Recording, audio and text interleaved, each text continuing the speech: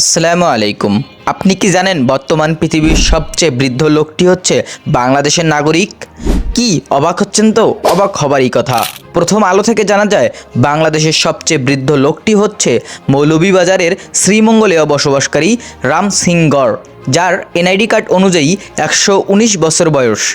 সব কিছু ঠিক থাকলে কয়েকদিনের মধ্যে গিনেস ওয়ার্ল্ড বুক রেকর্ডে তিনি আবেদন করবেন। আপনি কি জানেন পৃথিবীর সবচেয়ে উঁচু গাছ কোনটি? যদি না জেনে থাকেন তাহলে এই ভিডিওটি আপনার জন্য। পৃথিবীর সবচেয়ে উঁচু গাছটির নাম হচ্ছে ক্রিস্টাল রেডউড। এটি ক্যালিফোর্নিয়ার রেডউড ন্যাশনাল পার্কে অবস্থিত, যার উচ্চতা 116 মিটার। আপনি কি জানেন বাংলাদেশে মোট কতটি গরু রয়েছে? যদি না জেনে থাকেন তাহলে এই ভিডিওটি আপনার জন্য।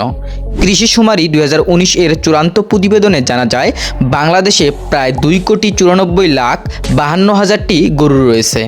তবে বিভিন্ন সূত্রে গরুর সংখ্যা বিভিন্ন রকম হতে পারে। তো এই রকম অজানা তথ্য জানতে হলে আমাদের চ্যানেলটি সাবস্ক্রাইব করে আমাদের পাশে থাকুন। কি জানেন পৃথিবীতে এমনও একটি দ্বীপ রয়েছে যে দ্বীপে মানুষের চেয়ে বিড়ালের সংখ্যা বেশি?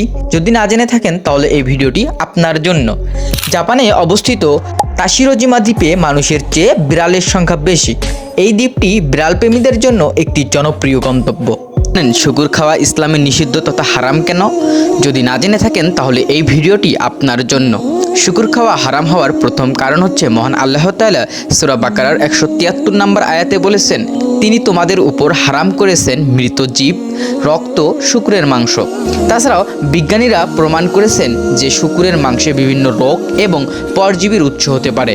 এর মধ্যে রয়েছে ট্রাইকোনিয়াসিস, ট্রাইনিয়াসিস এবং অন্যান্য রোগ যা মানব জীবনের জন্য ক্ষতিকর। যেহেতু এটা মানব জীবনের জন্য ক্ষতিকর, তাই মহান আল্লাহ তাআলা তার বান্দাদের উপর শুকুর খাওয়া হারাম করেছে। সুবহানাল্লাহ।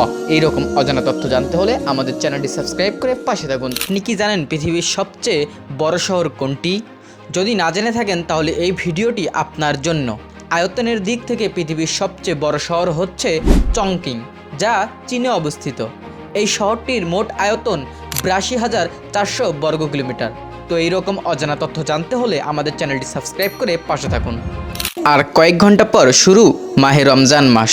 কিন্তু আপনি কি জানেন বাংলাদেশের একদিন আগে কেন সৌদি আরবে রমজান মাস শুরু হয়? যদি না জেনে থাকেন তাহলে এই ভিডিওটি আপনার জন্য। ইসলামিক ক্যালেন্ডার অনুযায়ী চাঁদ দেখার মাধ্যমে শুরু হয় রমজান মাস।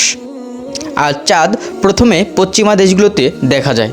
আর যেহেতু সৌদি আরব বাংলাদেশের পশ্চিমে অবস্থিত, তাই বাংলাদেশের একদিন আগে সৌদি আরবে রমজান মাস শুরু হয়ে থাকে। তো সবাইকে মাহে রমজানের অগ্রিম শুভেচ্ছা। রমাদান মুবারক।